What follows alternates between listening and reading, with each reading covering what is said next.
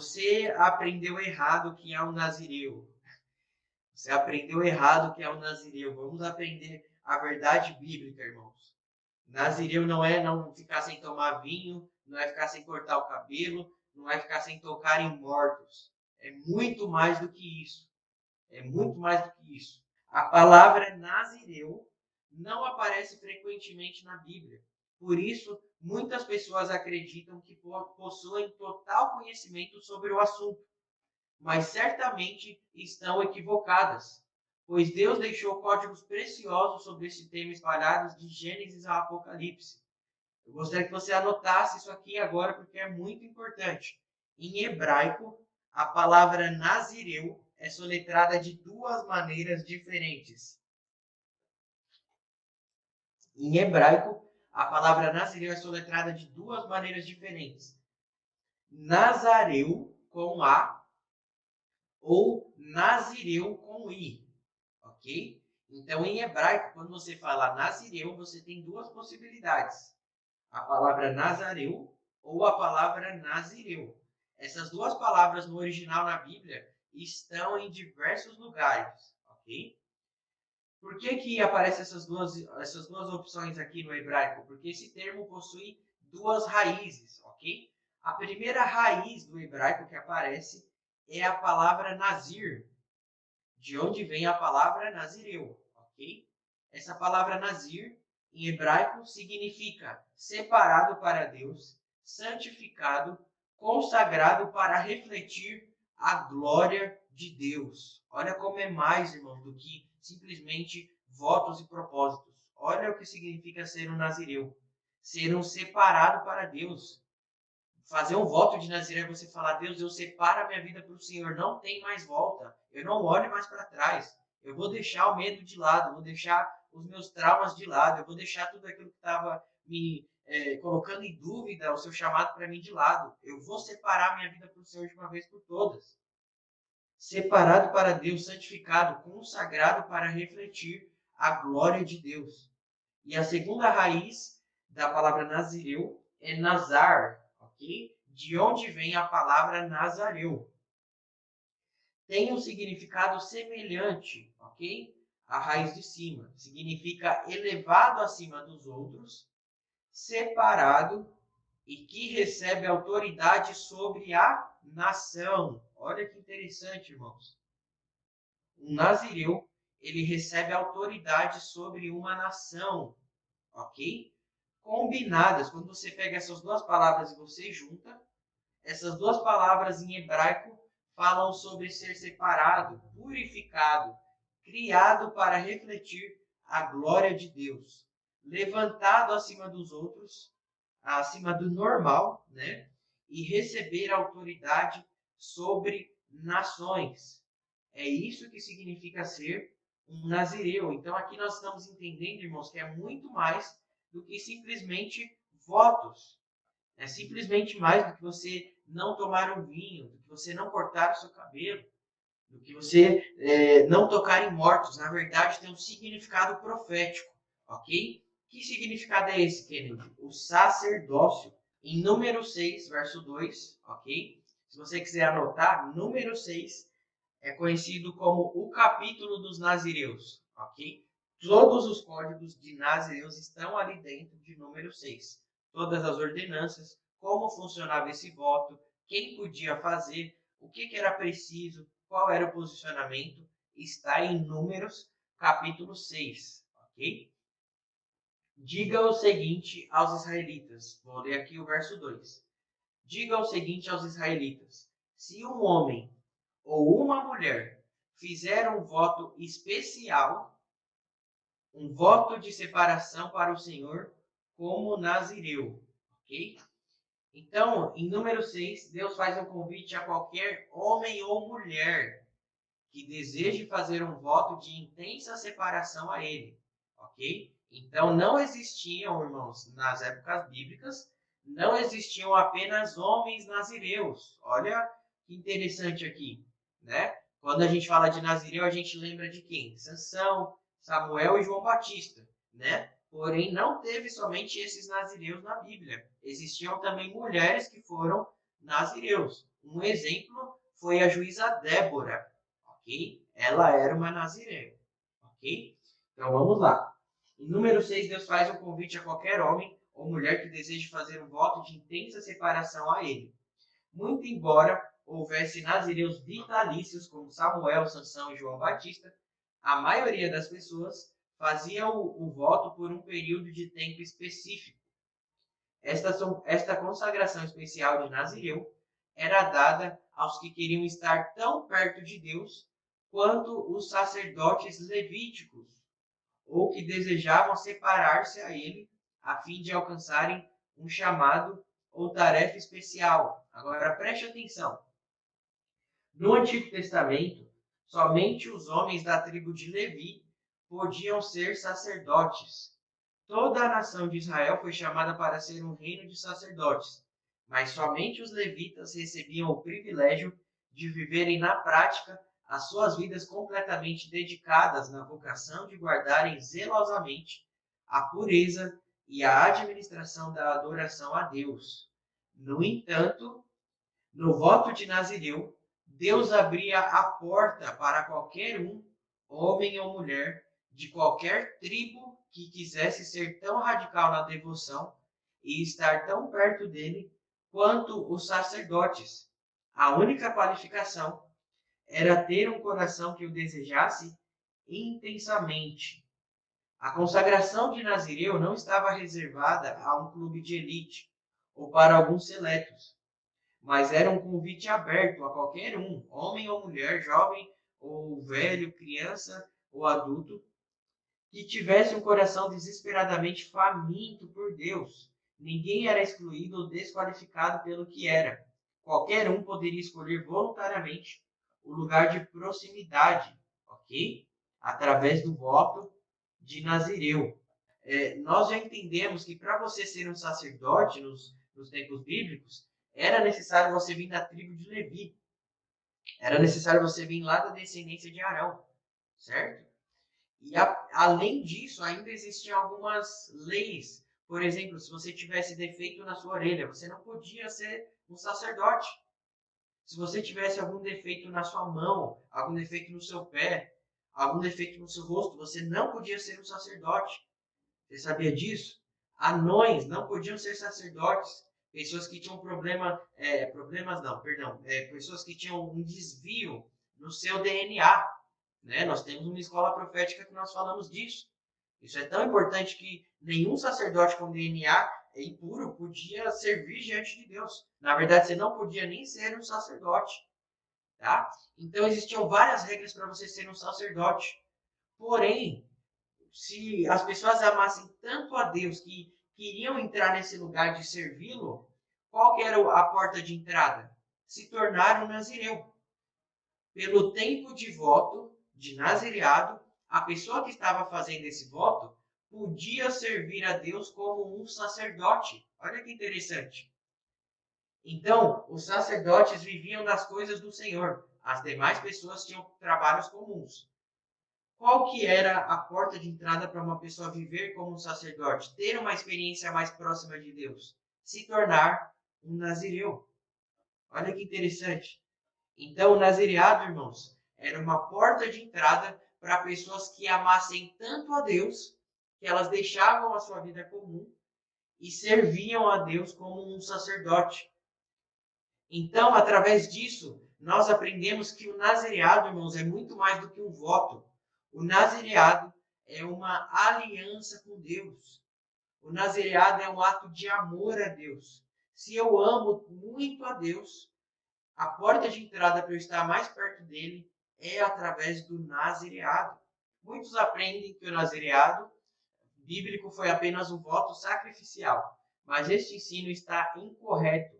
Nazireado não é sobre cabelo ou vinho, é sobre doar-se como um sacrifício vivo a Deus, em uma geração perversa e corrompida. O chamado de nazireu é mais do que meras proibições externas, cabelos e barbas grandes, ou paladar. É sobre um coração apaixonado por Jesus. O voto é algo individual, mas uma aliança é algo conjunto. Para você fazer uma aliança, você precisa ter duas pessoas para isso, no mínimo 2 pessoas. Ninguém faz uma aliança sozinho. Então, o nazireado é mais do que um voto. Na verdade, o nazireado é uma aliança com Deus. Quando você faz esse voto de nazireu, você obtém autoridade espiritual para fazer o seguinte: você obtém autoridade para, primeiro, trazer profecias sobrenaturais sobre a sua nação, sobre o lugar que você está inserido, ok? Então você tem uma unção de trazer profecias. Lembra que nós falamos ontem sobre ser o portal da glória de Deus? Pode ser através de adoração, pode ser através de intercessão, pode ser através de conselhos. Profecias, irmãos, não é somente eis que te digo no púlpito. Profecia muitas vezes vem através de um conselho. Profecia muitas vezes vem através de uma mensagem, através de uma palavra, vem através de adorações que abrem os céus, vem através de discernimentos, posicionamentos que modificam a atmosfera espiritual, ok? Então você adquire uma autoridade de Deus, profecias sobrenaturais. Isso quem fazia era Samuel, um nazireu. Você também obtém de Deus um poder sobrenatural, uma força sobrenatural. Sansão viveu isso, nazireu Sansão. E você também obtém de Deus uma paixão, um fogo, um amor a Deus acima do comum. Ok? Quem viveu isso na Bíblia? João Batista, que também era nazireu. Ok? Então, irmãos, em Números capítulo 6, vai nos falar as 3 abstenções dos nazireus. Eu não vou ler, mas você pode anotar aí, ok? São bem conhecidas: não beber vinho, não passar navalha no cabelo e não tocar em um morto, correto? Porém, se você aprende de uma maneira rasa, se você aprende que o nazireado é apenas um voto, você vai querer fazer somente essas 3 coisas, certo? Porém, quando você entende que o nazireado é uma aliança com Deus, que é o que nós estamos entendendo hoje, você compreende que, na verdade, essas 3 coisas aqui são apenas reflexos espirituais de coisas que o Novo Testamento aponta. A Bíblia nos fala em Hebreus que o Antigo Testamento é apenas a sombra daquilo que nós estamos vivendo hoje. Então, esses 3 votos, na verdade, essas 3 abstenções, são 3 chaves proféticas de posicionamento de uma pessoa que quer viver um estilo de vida de santidade, de separação a Deus, ok? Então, vamos começar a entender isso. Primeira coisa aqui que eu quero ver com vocês é a chave de não beber vinho, ok? O que isso significa de maneira profética? O que não beber vinho representa na Bíblia? No Novo Testamento, em Efésios 5, verso 18, a Bíblia fala o seguinte: não vos embriagueis com vinho, mas enchei-vos do Espírito Santo. Olha, está apontando para o nazireado. Não se embriague com vinho, mas se encha do Espírito Santo. Então a Bíblia está falando: não tome o vinho. Agora nós precisamos entender o que representa o vinho, o que representava o vinho no Antigo Testamento. Eu não sei se você sabe disso, mas o vinho no Antigo Testamento, ele era considerado um doce. As pessoas tomavam vinho não para ficarem bêbadas, como muitos fazem hoje, né? Na verdade, o vinho era considerado um doce na cultura judaica. Então, o vinho era como se fosse o sorvete, era como se fosse o bolo de chocolate, era como se fosse um pudim. Eu vou falando aqui e já vai dando a fome, né? Os crentes já vai dando água na boca aí. Então, irmãos, o vinho era considerado um doce na cultura judaica, ok? Então, quando a Bíblia está falando que o nazireu ele não podia tomar vinho, a Bíblia está falando que o nazireu ele não podia ter prazeres naturais. Ele não podia se contaminar com prazeres terrenos. O nazireu não tomar vinho aponta para isso. O vinho no Antigo Testamento, ele representa prazeres terrenos. É por isso que, de uma maneira profética, você sempre vai ver o vinho representando alegria, prazer. Por isso que o primeiro milagre de Jesus foi transformar a água em vinho, foi transformar algo sem gosto em algo com prazer. Jesus estava fazendo isso em uma família. O chamado profético de Jesus na família é esse: transformar a água em vinho, ok? Por que o primeiro milagre de Jesus foi em um casamento, em uma família. Porque o primeiro pecado da humanidade ocorreu aonde? Em uma família. Jesus estava restaurando algo que caiu lá no Éden. Ok?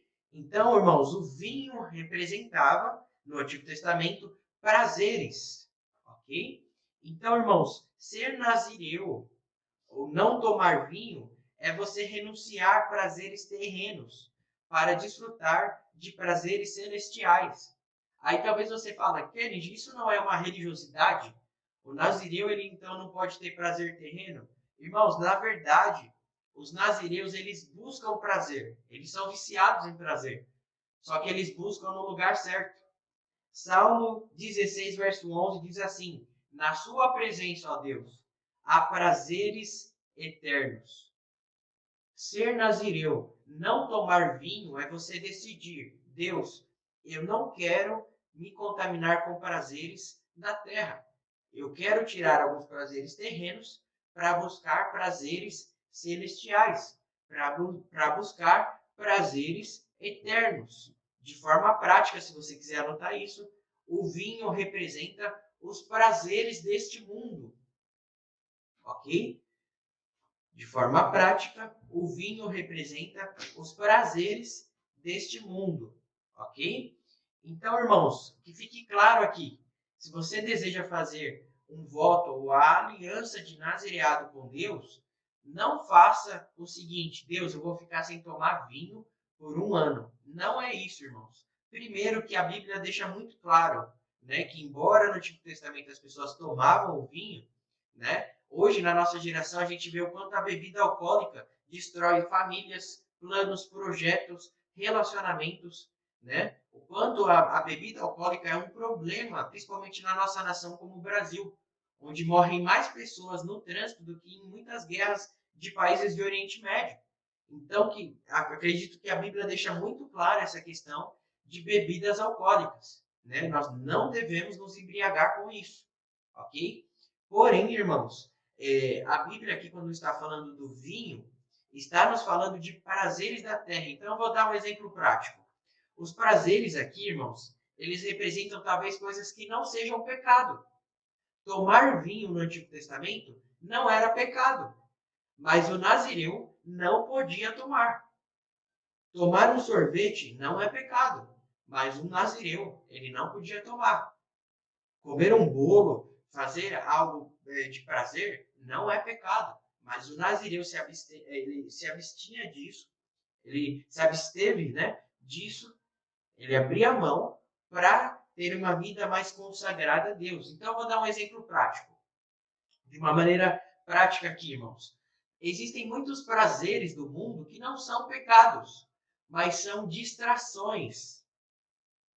São prazeres que são legítimos, mas nos afastam de Deus. Roubam o nosso tempo de estar com Deus, roubam o nosso tempo com Deus. Então, um exemplo prático aqui. Isso aqui, ó. O celular, as redes sociais. É um prazer legítimo. Não é pecado você ter um Instagram. Não é pecado você ter no Facebook. Não é pecado você ter o WhatsApp. Mas será que não, isso aqui não se torna um prazer legítimo que nos rouba o tempo com Deus? Quanto tempo por dia você passa no celular? Não sei se você sabe, mas o WhatsApp não. O Instagram e o Facebook, nas configurações desses aplicativos, existe uma configuração onde você vê um reloginho. Você vê quanto tempo por dia você fica conectado nessa rede social. Agora eu te pergunto, no último mês, quanto tempo você passou com a Bíblia? Quantos livros você leu da Bíblia no último mês? No último mês, quantos livros cristãos você leu? No último mês, quanto tempo por dia você passou com Deus em oração? Agora, se você abrir, se você fazer esse teste aí e abrir o seu Facebook e o seu Instagram, vai dar mais tempo com Deus ou com as redes sociais? Será que isso aqui não é um prazer legítimo que afasta muita gente de Deus? Será que isso aqui não é um prazer legítimo que talvez para nós nos achegarmos mais perto de Deus, nós precisaremos abrir mão? Tem pessoas que são desapegadas. O celular não é um problema para elas. Mas tem outras que estão usando de muitas desculpas para não fazer muita coisa, né? Falando, Deus, eu não tenho tempo. Na verdade, não é que você não tem tempo, você não prioriza o tempo com Deus. Porque se você abrir o seu Instagram, o seu Facebook, é só você ver quanto tempo por dia você passa aqui. Então, será que Deus não está te chamando, você que está aqui assistindo essa aula, para uma aliança com Ele, onde você vai ter que abrir mão do vinho? Algo que é liberado, algo que não é pecado, mas que te afasta de Deus? Outra coisa prática aqui, que pode ser o seu vinho, são filmes e séries. É algo liberado, é algo que não é pecado. Claro, se você assistir com moderação. Né? Hoje em dia, um exemplo, se você tem Netflix, você não consegue assistir um filme sequer, sem aparecer cenas ali de ideologias, de pornografia, né? De feminismo, né? De ideologias satânicas. Infelizmente, tudo está doutrinando os nossos jovens, os nossos adolescentes, as nossas crianças. Né? Mas filmes e séries é algo permitido. Mas será que não nos toma tempo com Deus? Né? Se você não prestar atenção, em uma semana você consegue assistir uma série inteira. Você maratona a série com várias temporadas. Mas você não consegue ler um livro da Bíblia. Nessa mesma semana você não consegue ler um livro da Bíblia. Você não consegue meditar nas coisas que Deus tem para a sua vida. Você percebe como é sorrateiro, irmãos? Às vezes rouba o nosso tempo com Deus. Outra coisa pode ser esportes. Talvez você não goste de filmes, não goste de séries, mas quando fala do seu time, já toma um lugar no seu coração. Né? Será que não toma muito tempo, o seu tempo com Deus? Né? Será que não rouba a sua prioridade de estar com Deus? Irmãos, eu já passei por essa época de estar vidrado em esporte, né? Eu sou corintiano e quando Deus me pediu em 2020, se eu não me engano, para eu parar de trabalhar em alguns dias da semana para me dedicar a Ele, para eu buscar Ele, e sem eu saber que Deus iria começar a me dar livros. Né? Então eu ficava buscando a Deus o dia todo, eu ficava lendo, estudando, escrevia sermões, escrevia pregações, eu tenho muitas pregações paradas ali que eu nunca usei, que eu nunca ministrei, prontas, mas Deus foi me dando e eu não sabia que iria nascer livros. Né? Só que eu acordava cedo, eu passava um tempo com Deus e quando dava mais ou menos 11 horas, eu ligava ali no programa de esporte e ficava até mais ou menos 1, 2 horas da tarde assistindo aquele programa ali. E olha que interessante, não era pecado, né? Não era algo que, nossa, eu estou em pecado. Não era algo que, na minha mentalidade, me afastava de Deus. Mas era um tempo que estava me roubando do meu propósito. Deus não me colocou em casa para ficar 4 horas assistindo futebol. Deus tinha me colocado em casa para ficar buscando códigos, revelações da palavra dele. E olha como, sem eu perceber, esse tempo me roubava muitas coisas preciosas que eu poderia estar desfrutando em Deus. Então, por muito tempo, o Corinthians foi o meu vinho. Por muito tempo, o futebol se tornou o vinho que estava me afastando de Deus. Algo legítimo, algo que não é pecado, mas que estava me afastando da minha devoção a Deus. Então, irmãos, o vinho está ligado a coisas legítimas, mas que nos afastam de Deus, ok? E eu quero que você entenda algo importante. E se você puder anotar essa frase, depois eu vou até mandar aí no grupo para vocês, a imagem do nosso dia aqui. Eu separei essa frase aqui como código da nossa aula, porque é algo que nós precisamos entender. Uma missão especial requer uma consagração, uma santidade radical. Se você quiser anotar, isso aqui não é frase, irmãos. Nós não colocamos frases de efeito nas nossas redes sociais. Nós colocamos chaves, nós colocamos códigos proféticos. Isso aqui é um código. Se você entender, a sua vida muda. É uma chave. Uma missão especial requer uma santidade radical. Uma missão especial requer uma santidade radical. Por que é importante, irmãos, a gente entender isso? Porque talvez outras pessoas possam passar 4 horas por dia assistindo futebol. Talvez outras pessoas possam ficar nas redes sociais sem ficar contando o tempinho que elas ficam lá, sem ficar vendo quanto tempo elas desperdiçam ali. Talvez outras pessoas possam maratonar séries, filmes sem o menor problema. Só que você, nós não podemos. Por quê, queridos? Porque nós temos uma missão especial, irmãos. E uma missão especial requer uma santidade radical, requer uma renúncia radical. Então, irmãos, para as pessoas comuns, para os cristãos comuns, Deus pede algum sacrifício para eles, Deus pede algumas coisas para eles. Mas para nós, nazireus, Deus pede para nós abrirmos mão até daquilo que é permitido. Por quê, Kennedy? Porque nós temos uma missão especial. Então, nós precisamos de uma renúncia, de uma santidade radical. Não sei se você está me entendendo, irmãos, mas muitas pessoas podem fazer muitas coisas. Nós não podemos. Até daquilo que é lícito. Nós precisamos abrir mão muitas vezes. Por quê? Porque nós temos uma devoção a Deus maior. Nós precisamos passar um tempo maior com Deus. Porque nós temos um chamado sobre uma nação, sobre uma geração. E nós não podemos perder tempo. Nós não podemos desperdiçar tempo, irmãos. Os dias estão sendo abreviados. Há muita coisa para fazer. Eu não sei se você está entendendo isso. Jesus está voltando. As pessoas estão indo para o inferno, irmãos. As nações estão sendo dominadas por demônios. O espírito do anticristo está dominando esferas sociais. Não tem mais tempo da igreja perder. Não tem mais tempo da igreja ficar brincando. Tem muita coisa para nós fazermos. Então, é tempo de uma consagração radical, irmãos. As pessoas podem ficar 2, 3 horas no Facebook. Você não pode. As pessoas podem ficar assistindo futebol o dia todo, ficar vendo notícias sobre isso. Nós não podemos. As pessoas podem maratonar séries, ver filmes, perder dias ali, desperdiçando seu tempo na Netflix, onde quer que seja. Nós não podemos. Nós temos algo grande para fazer. Nós temos uma missão grande para fazer. Que missão é essa, Kennedy? Nos tornarmos nazireus nessa geração.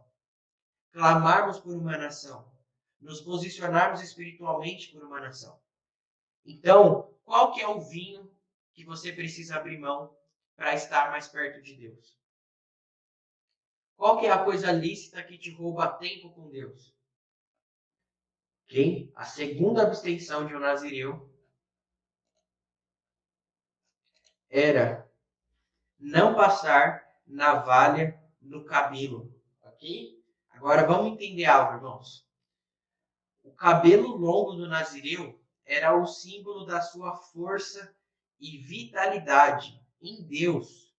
E era a sua marca pública. Quando as pessoas viam homens de cabelos grandes, homens com tranças no cabelo, geralmente, né, pegar um código aqui importante também, geralmente os nazireus que deixavam o seu cabelo crescer, eles faziam 7 tranças no seu cabelo, tá bom?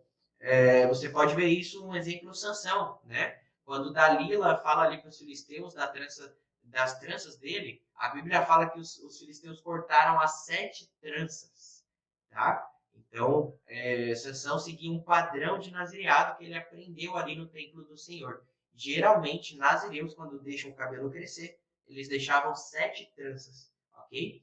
Então, quando uma pessoa era vista com um cabelo muito grande, né, as pessoas já sabiam que ela estava fazendo um voto de nazireu. Então, era uma marca pública, tá bom? Amanhã nós vamos entender, irmãos, que quando uma nação, quando Israel via muitas pessoas andando de cabelos longos pela rua, eles já corriam para os templos para se arrepender.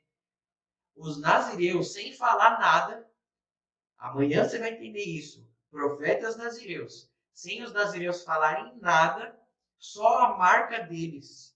As pessoas já entendiam que Deus estava vindo com o juízo sobre a nação. E eles já corriam para se arrepender. Quando se levantavam nazireus em Israel, não precisava vir um profeta para falar assim diz o Senhor. As pessoas já corriam para se arrepender, porque eles entendiam, se Deus levantou nazireus, é porque ele está trazendo juízo. E a única forma desse juízo não vir sobre nós é nós nos arrependermos. Ok? Você pode estudar. Você pega um exemplo, Jeremias. Vamos lá. A época de Jeremias. Jeremias, ele fala que os profetas do Senhor, que estavam na época dele, não estavam profetizando o que Deus queria. Ok? Então, por conta disso, não se levantavam nazireus naquela época. Porque nenhum profeta falava, o juízo de Deus está vindo. Quando um profeta falava, o juízo de Deus está vindo, naturalmente os nazireus já se levantavam e começavam a andar intercedendo pela nação. As pessoas viam aquele movimento e gerava nelas arrependimento.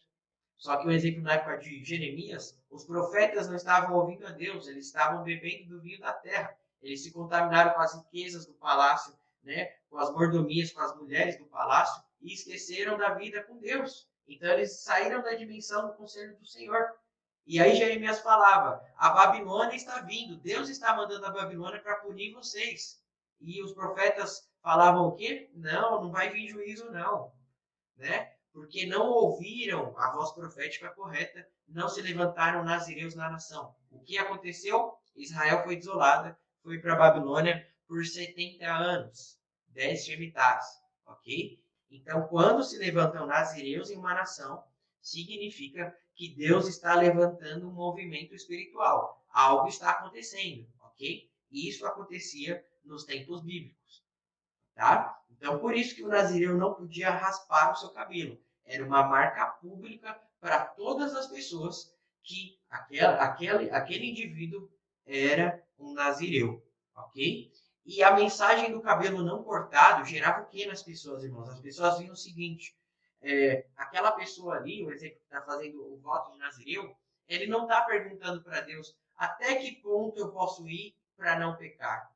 O que eu posso fazer? Até que ponto eu posso ir para não desagradar a Deus? Não, não era essa a intenção do coração dessa pessoa. Era o contrário. Até que ponto eu posso devotar a minha vida para agradar a Deus? Entende? As pessoas viam o nazireado como um ato de amor, como um ato de paixão a Deus. Ok? E nós vemos isso, irmãos, em diversos textos bíblicos, né?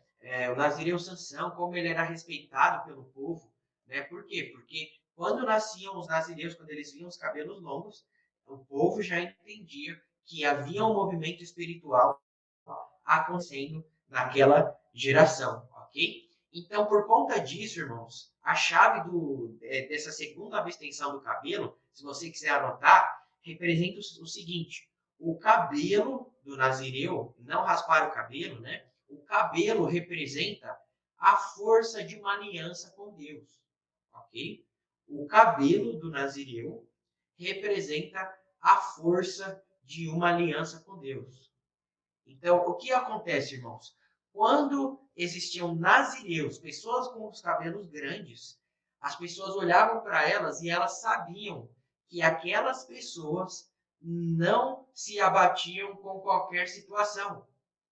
Elas sabiam que se essa pessoa era um nazireu, essa pessoa ela tinha uma força acima da média. Ela não caía em situações que todos caíam emocionalmente. Ela não ficava triste com algo que qualquer pessoa comum ficaria triste. Essa pessoa não iria parar com obstáculos que pararia qualquer outras pessoas. O nazireu ele era visto como uma força sobrenatural. Ele não parava diante das dificuldades por causa da sua aliança com Deus, por causa do seu cabelo grande, ok? Por isso, irmãos, que o nazireu Sansão, teve uma força física acima da média.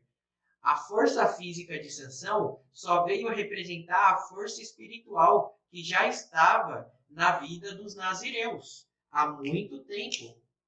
Ok? Você entendeu essa linguagem bíblica? Faz sentido? A força física de Sansão representava a força espiritual que estava nos nazireus. Então, o que Sansão fazia fisicamente? Sansão matava animais selvagens. O nazireu, ele matava animais emocionais. A força física de Sansão representa uma força emocional de um nazireu. Representa a força espiritual de um nazireu. Agora vamos lá, vamos ver se Deus tem te chamado ou não para ser um nazireu. Se as pessoas passassem 1/3 das dificuldades que você já passou no seu casamento, na sua vida emocional, na sua vida conjugal, na sua vida financeira, na sua vida material, na sua vida ministerial, será que elas estariam aonde você está? Me responda isso. Será que Deus já não colocou uma força acima do normal dentro de você? E na verdade Deus está te chamando para um voto de nazireado há muito tempo, só que você não tinha esse entendimento? Será que Deus já não estava te ativando em relação ao nazireado? Irmãos, nós vivemos em uma geração fraca. Nós vivemos em uma geração instável emocionalmente. Só que no meio de tudo isso, Deus levanta nazireus. O que é ser um nazireu? É ter uma força acima do comum. Porque eu sou bom? Não, porque eu tenho uma aliança com Deus. A minha aliança com Deus, no mundo espiritual, me deixa com cabelos longos. E agora você tem que entender algo. Todo nazireu tem um inimigo pessoal na sua vida. Que inimigo é esse, Kennedy? O Principado de Dalila. Kennedy, Principado de Dalila? Nunca ouvi falar sobre isso. Você já ouviu falar sobre Jezabel? O Principado de Dalila é um braço de Jezabel na terra, irmãos. O Principado de Dalila é uma potestade espiritual, né? É uma entidade espiritual que luta exatamente somente contra nazireus proféticos.